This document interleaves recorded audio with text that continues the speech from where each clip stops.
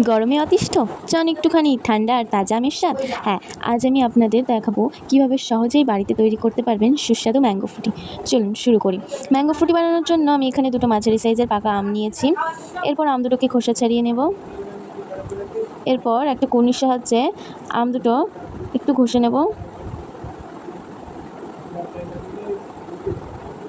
এই যে এবার এই আমের মিশ্রণটাকে একটু ফুটিয়ে নেওয়ার জন্য একটা পাত্রে ঢেলে দিলাম। এটাকে একটু ফুটিয়ে নিতে হবে, 5 মিনিট ধরে ফুটিয়ে নিতে হবে। আম যতটা মিষ্টি সেটা বুঝে আপনারা এর মধ্যে চিনি দেবেন। আমি এখানে 1 চামচ চিনি দিয়েছি।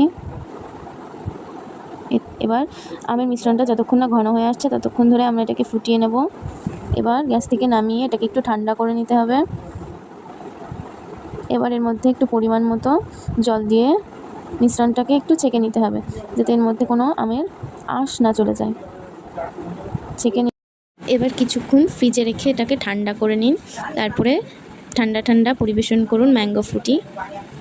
ভিডিওটা ভালো লাগলে লাইক কমেন্ট শেয়ার করে দেবেন এবং চ্যানেলে নতুন হয়ে থাকলে চ্যানেলটিকে সাবস্ক্রাইব করে দেবেন। Thank you for watching and by.